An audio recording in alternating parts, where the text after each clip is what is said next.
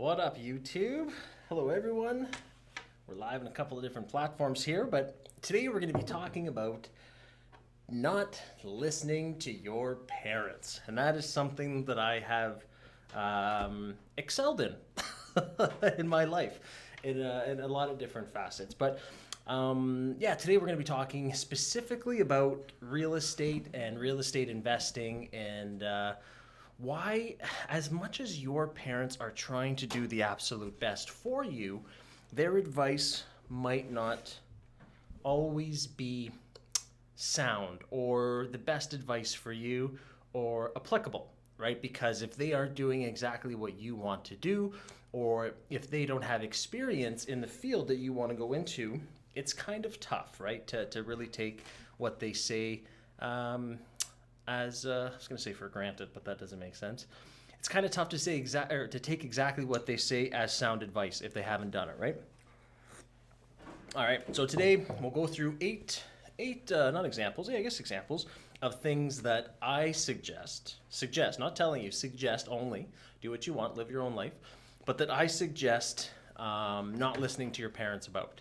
And things that I am starting to implement with my kids, where before old school I would have been like, no, you can't do this, but now I'm seeing a different path and I'm seeing how the world is changing. So number one, let's dive into it. And if you have Q&A, don't worry, at the end we'll have questions. We'll have a Q&A section, so start asking the questions now and I'll answer it at the end. And if you're not subscribed to the channel, please do so, it helps us out. We go live every single Wednesday at what time is it, 12? 12 p.m. Eastern time, and hit the bell to get notified and like the channel, because every Thursday, which one are we releasing tomorrow, Kevin? Tomorrow is going to be. It's right on the tip of my tongue. Oh, Kevin, I put some pressure on him. That's not fair. Which one is it tomorrow, Kev? That's not fair. Oh, that's not fair. I like.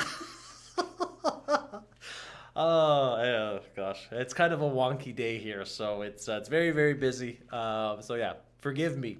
So tomorrow is That's Not Fair is actually the name in the video. It's pretty cool. Check it out. If you hit the bell to get notified and you like the channel, you'll be notified, obviously.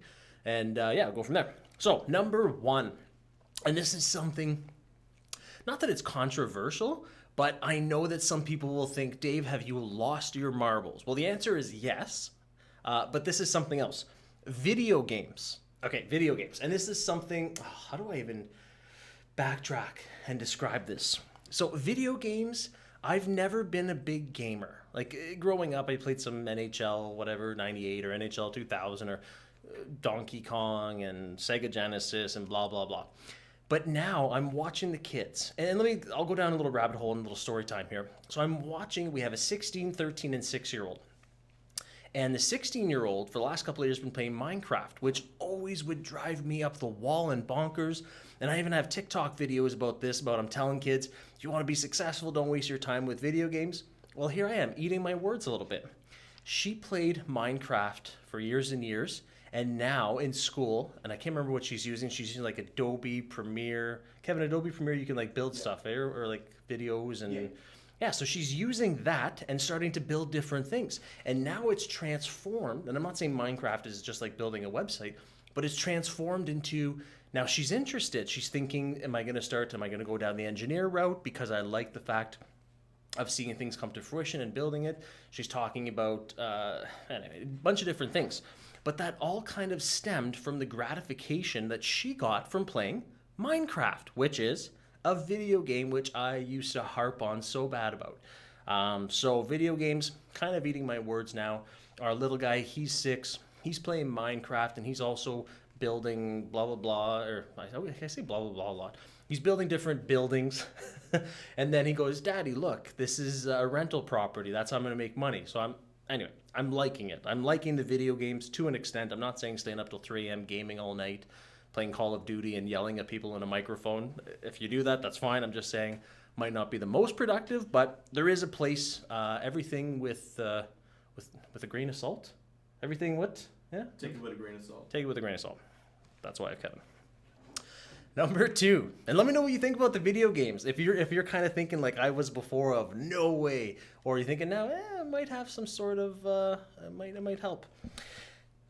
let's dive in. Number 2, social media. Now, I'll tell you a little bit about myself, and then I'll talk about the kids as well. So social media, I still remember, so we had a property management company. We managed all our own properties before, and I still remember the day that Mel came to me and said, we should create we should create a website. And I went, a website? And I was like, oh, not that I was mean, but I was like, ugh, why would we ever create a website? How is that going to, help us or help us rent units or make it more profitable? Like I literally went like, ugh. And again, this might be the Dave is eating his words session live instead of don't listen to your parents. But yeah, we just created a website and now we started on social media. So if your parents or if you're telling your kids not to go on social media, I would say I agree with you to a certain extent. Now, let me talk about the kids again and let me talk about our situation. Social media helps us as real estate investors because we find investors through it. It helps build reputation. There's a lot of good things that come with it, and there's a lot of bad things that come with it. A lot of naysayers. We wake up, well, our team wakes up all the time to different videos or different comments, and then we answer them. But there's a lot of naysayers, and there's a lot of bullying in that on social media. So there is a negative side as well. However, to kind of tie into what I was talking about with the kids earlier, social media, now they're using TikTok, right? And obviously we monitor their accounts and they're private and all that. But they're learning how to do videos, how to edit, how to put filters.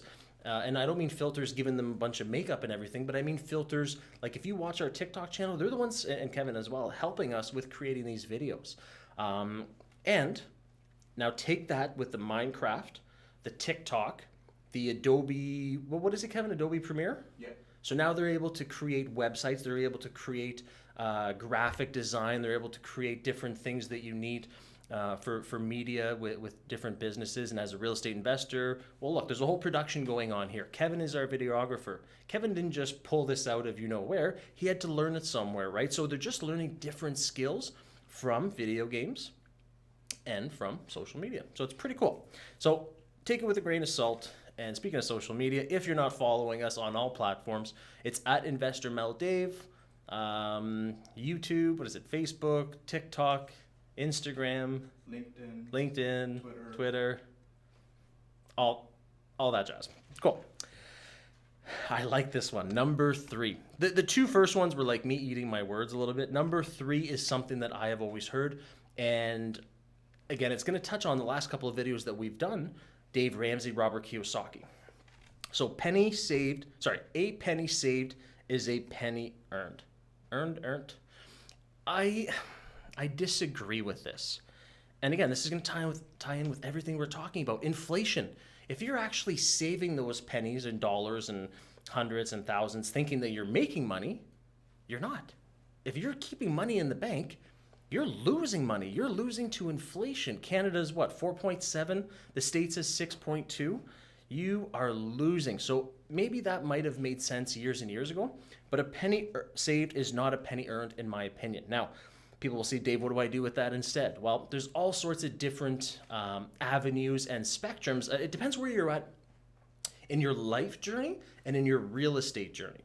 So if you're at the beginning and you're saying, well, okay, Dave, if you're telling me not to save money, what do I do? Well, and this is where I've got 2 avenues here. $1 spent on yourself or on your education or on your knowledge will never be a dollar. I keep saying $1. It will never be money misspent. So Mel and I have spent over $250,000 on our own personal development, our own growth, business coaches, real estate mentors, all of that. And I wish I spent more money. And think about this, with inflation, if I had kept that money over time, with inflation going on, it would be less money. However, I've spent it, now it's here, and it's never going anywhere. So if you're thinking, I don't really want to spend on knowledge, I don't really want to spend on education, and education is very broad. I mean, coaching, mentoring, give it a second thought, because that money spent will compound. Just like people used to think putting money in 401ks, RSPs is going to give you that awesome return. I think, I know money in mentoring and education is something that you will never, ever regret doing. So that's one thing. Now, to touch on RSPs, the old way of thinking was, and again, this is what parents used to say, and some people are still saying it. And I remember my dad. I turned 18 and we went to the bank and we opened up an RSP. And I was working for the government then. I had just done two summer student back-to-back years, and now I was on a contract. And he wanted me to put X amount of my paycheck into the RSP so that I could make money and not pay taxes and right, the money saved was money earned, or yeah, whatever. And looking back now, that's great. If you want to save money and you don't know how to make money with other things such as real estate, that might be the vehicle for you. But I don't want to wait with that money till I'm 65. So now I have that RSP, I have that LIRA, that locked-in retirement account from when I quit my firefighting job, and I'm lending it out in the form of mortgages. So I'm no longer putting money into it because I don't necessarily agree with RSPs or with secured funds like that. But the money that I do have, at least I'm putting it to work. So if you're going to save money or you're going to put money aside in those sort of vehicles, I say, why don't you go out and put it in real estate, put it in coaching, put it into knowledge so that you can become, well, obviously I'm biased, you can become a real estate investor. Number 4, school. And what I mean by school is, and this is a huge subject, and I'm not the first one to talk about it. I've done a couple of videos on this as well, but more and more, just school in general, post-secondary education, and I feel like parents I shouldn't say force. They really strongly suggest that they should do this for employment, and I disagree. Unless you're going to specifically be you specifically need that for your trade, for your craft, for your job, then I think that makes total sense. Like, let's say, let's use Kevin. Kevin had to go to school to become a videographer, right? That makes sense, and now he's doing that job. If you want to go be a lawyer, you have to go to school. If you want to be a doctor, I'm using the typical jobs, the doctor, lawyer, teacher, those types of things, you have to go to school. There's no getting around it.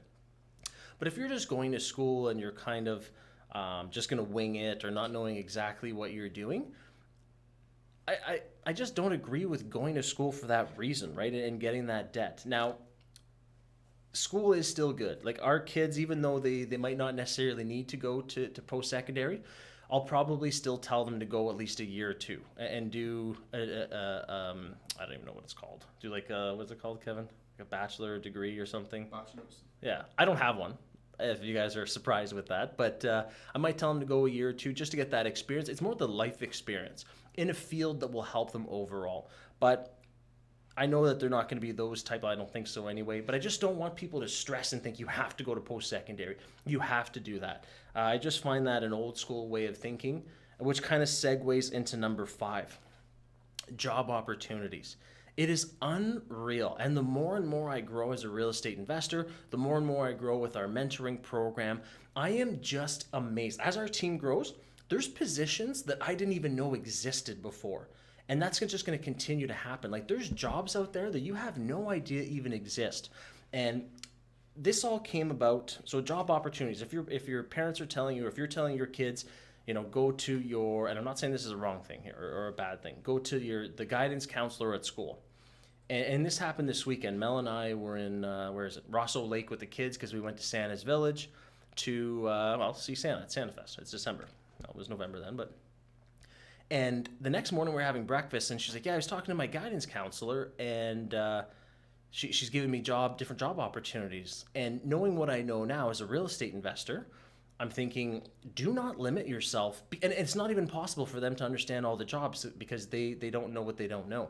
So I'm just saying, if you're out there looking for job opportunities, if you're up and coming, you're young, or if you're a parent or if you're older and you're telling younger people, there's so many job opportunities that you have no idea that even exist, and just don't limit yourself to those past beliefs that worked, right? The kind of segues back into the go to school, get a job, and then it has to be a job that is on the list of jobs that people know about. If you like doing something, so for example, we had talked about earlier the Minecraft and the building things and designing things, you can you can make somewhat of a living, depending on the field. Okay, don't apply this to everything. I'm just talking in general. You could make a living doing something that you like, and you could start spreading that. Make it a little bit wider and start doing a couple other things that might not be as enjoyable for you. So let's say you start liking real estate investing, and you're good at doing graphic things. Well, you can start helping real estate investors with their websites. You can start helping them design logos. And then from then you can start maybe building partnerships with them. And I'm not a joint venture person, but maybe you start talking, and you guys are kind of like accountability buddies. So that could be such a bigger thing than just going to school, talking to your guidance counselor, and getting a job there. So just please know that there's so many job opportunities.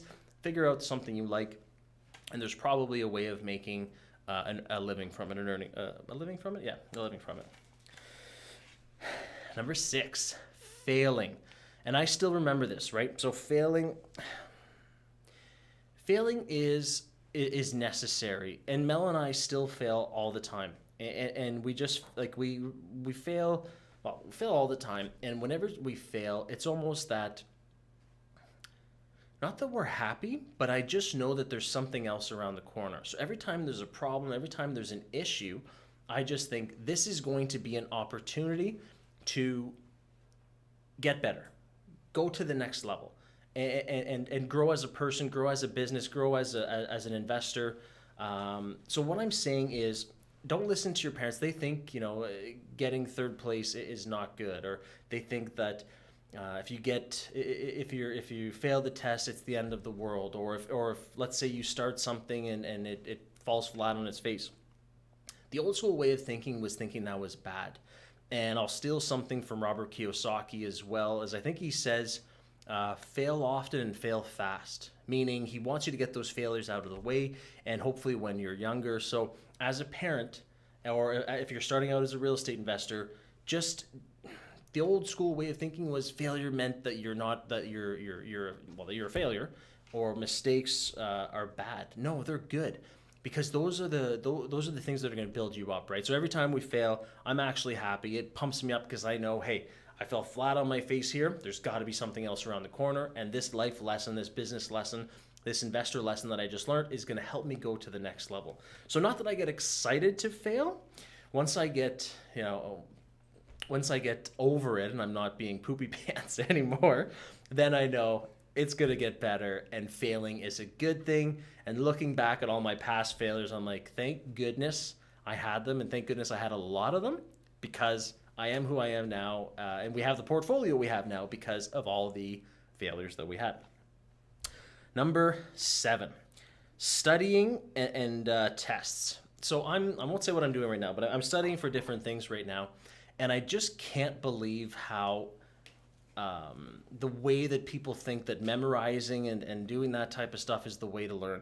So if you're going to be a real estate investor and you're thinking that you have to memorize everything, or you think that if you're a parent, or your parent ever told you they have to memorize everything, and that's the way you do tests and that's the way you learn, I'm having such a hard time the way I'm learning in this other thing I'm doing, because I don't learn that way. I'm a real estate investor. If I'm looking for something, I Google it. I use my phone. I figure it out. I call someone. I just, if I have a question for my lawyer, I just call them. I text them. I email them. It's none of this having to know it all. Like, that's not the way it should be. So if you are up and coming, just know that that's no longer the way the world works. Information is at your fingertips, right? And you don't have to memorize things. Do other things with your brain as opposed to memorizing everything. And then same with if you are a parent and your kids are having a hard time in school or different things like that, it doesn't mean anything, because the world that they're growing up in, it's not going to be memorizing let's just use something ridiculous. What is the capital of a certain province or a certain state? Who cares? Google it, right? I'm not saying you don't have to know anything. I'm just saying don't harp on them for that, because that's no longer the way the world works. And that's just reality. Whether you like it or not, it's just the way the world is working. So that's something, if your parents told you have to study and you have to understand all the things and memorize all these things, I 100% disagree. And if you're a parent saying that to your kids, maybe take a second look at it. So number 8 is going to be coming up after the break. We're gonna take a little break, check it out, start putting some questions in the Q&A. and then we'll go from there. So check out the break. See you after.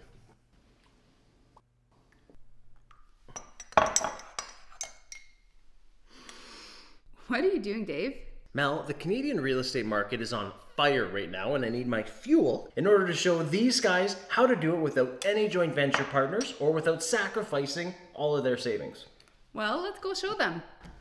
All right.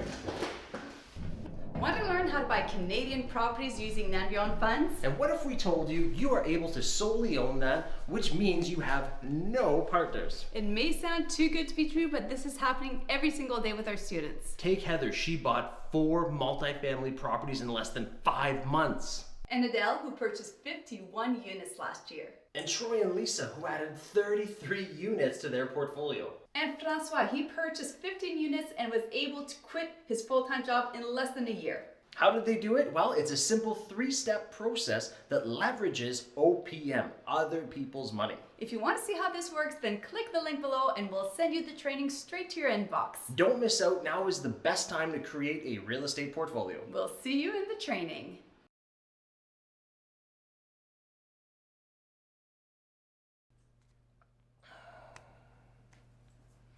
All right, welcome back. So, thank you for staying. And number 8, we'll talk about. If you're not subscribed, please do so to the channel. Helps out the algorithm.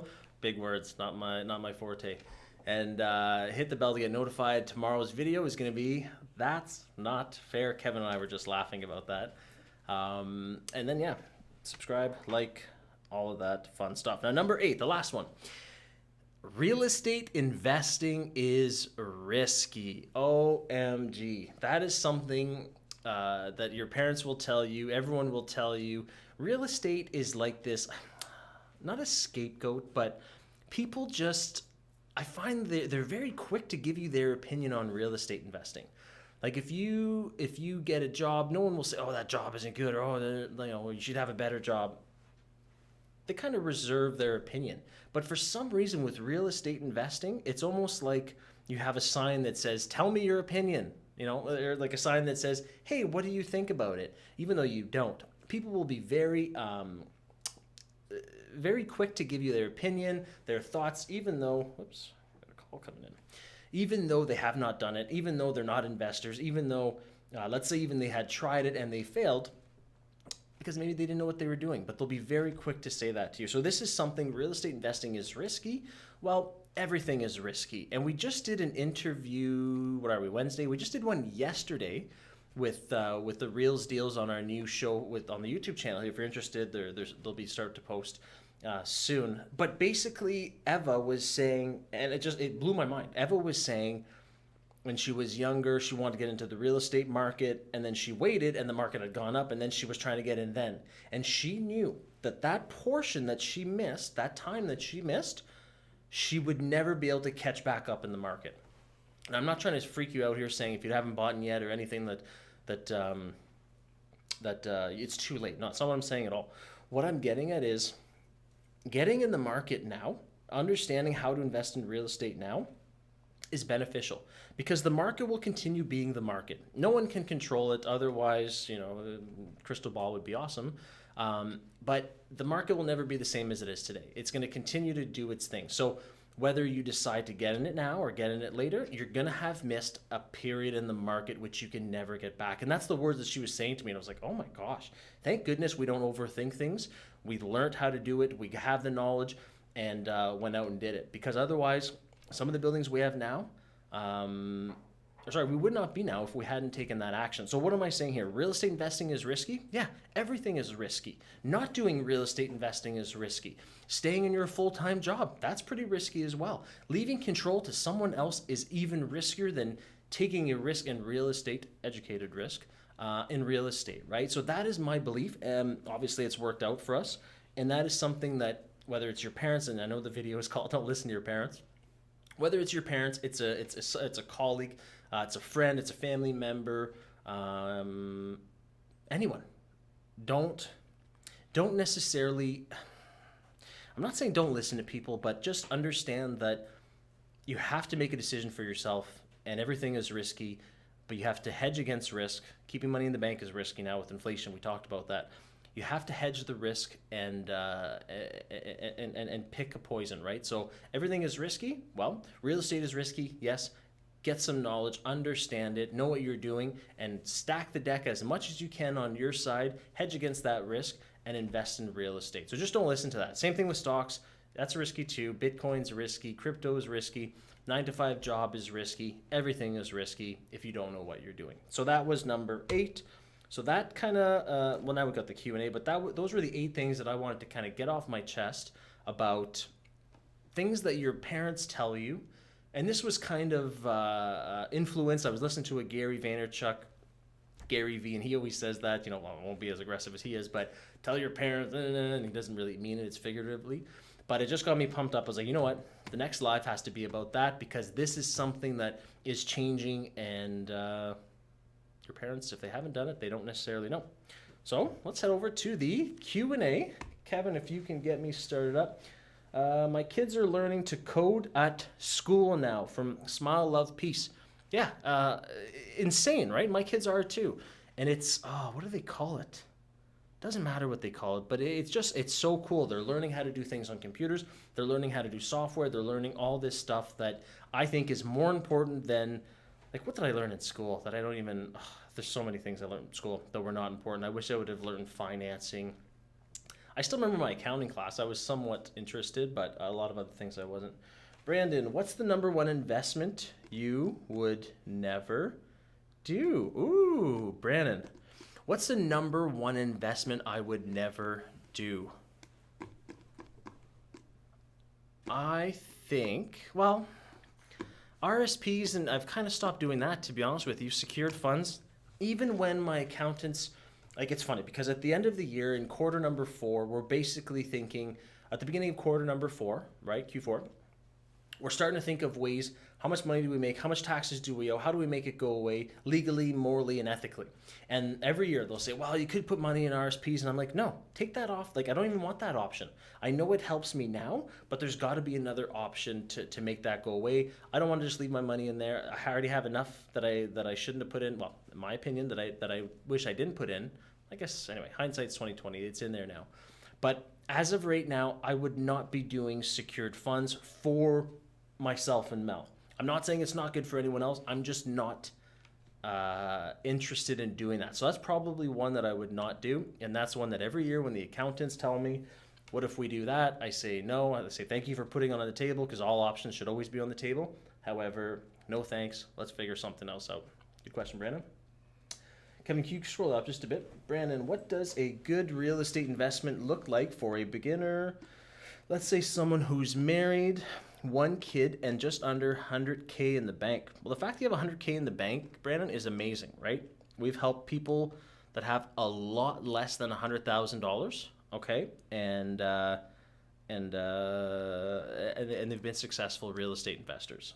So what does a good real estate investment look like for a beginner? And this, Brandon, for a beginner, and whether you're a beginner or senior, or whatever you want to call it, mature investor, a good investment is just, it's going to be, I want to backtrack here. I want to make sure I'm answering your question, not just too general. So for you, Brandon, let's say if you're thinking, Dave, I want to get started out in real estate. Well, start determining a couple of things for yourself, right?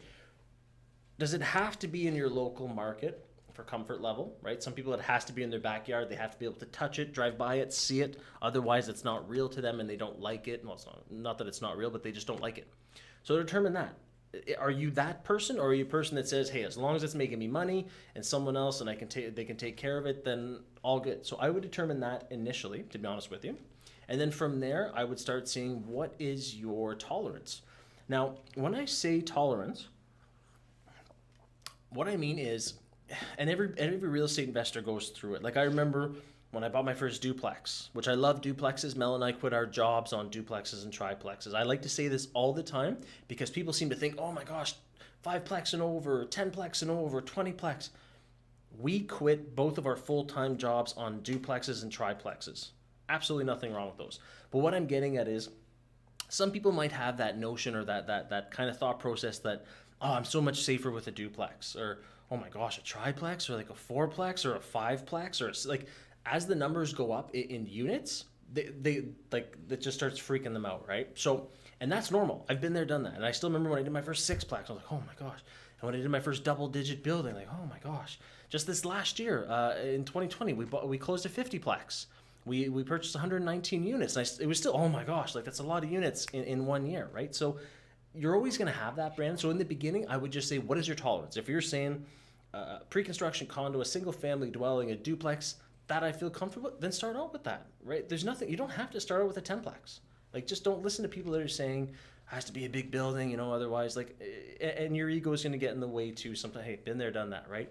Duplex is your comfort level in your city, somewhere else, up to you.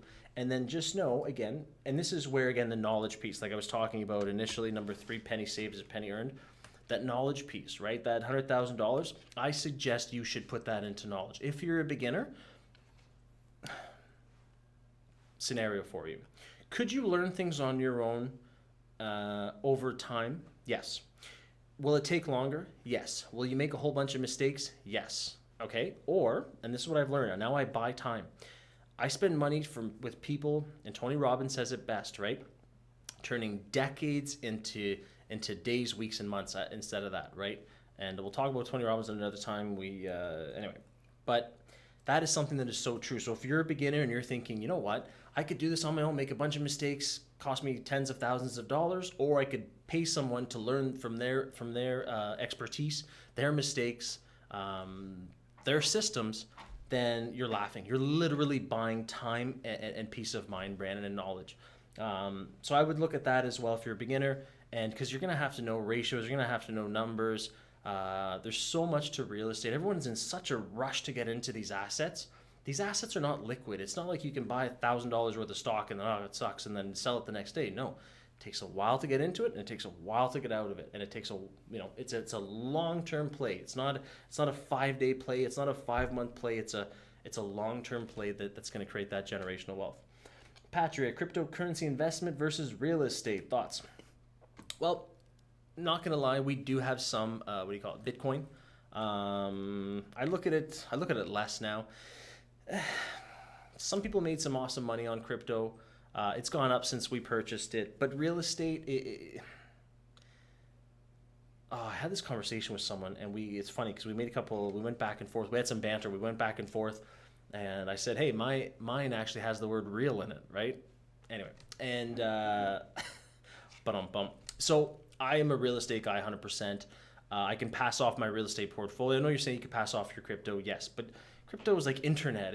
I know it's never going to go away, but it's also real estate has been around for hundreds. I don't know if it's thousands or hundreds. I'm not a history guy. For however long humanity's been around, there's been housing. People have needed a place to live, and that's not going away, right? So if I had to hedge a bet on something, I would bet on a real estate where human beings will always absolutely need, non-negotiable. Hey Dave, hey Dave, would you say having a mentor would help minimize the mistakes in real estate investing? 100%. No, great question, and we just kind of went over that. But yeah, absolutely. If I could have spent the $250,000 that we did in coaching, mentoring, and all that sooner, I wish I could have done it so much sooner. It would have saved us. We have a YouTube video on that, Kevin. I think it's like a $483,000, almost $500,000 in mistakes. So I maybe we can link it later or something. Check that out. But yes, 100%.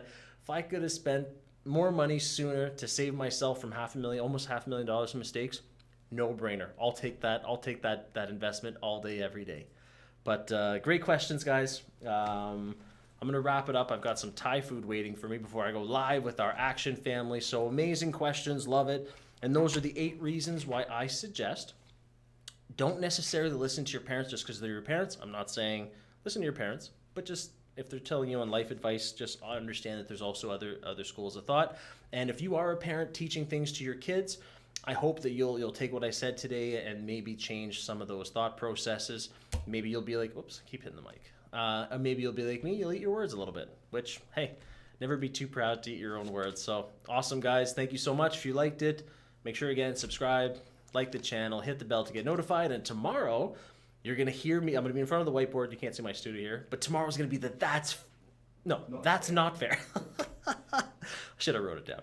That's Not Fair video, and I quote some really powerful things, and I give examples that Mel and I have went through, and I think that's part 1. I think there's part 2. There's for sure part 2. It's a really powerful one. So if you want to get motivated, if you want to talk real estate, if you want to talk mindset, and again the power of knowledge, tomorrow is going to be a really cool video, and I can't wait to see it. So thank you so much.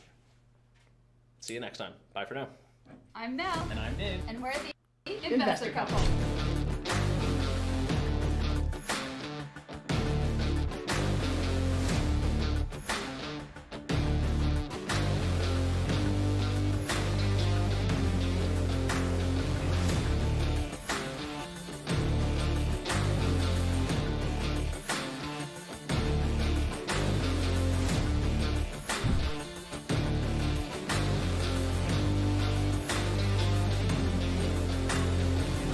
To invest your money and you want to maximize on your profits.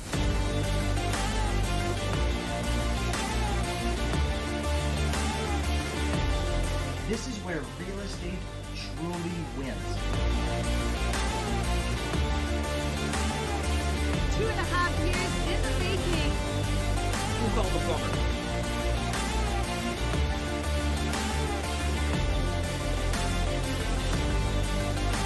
And you now have an infinite return on investment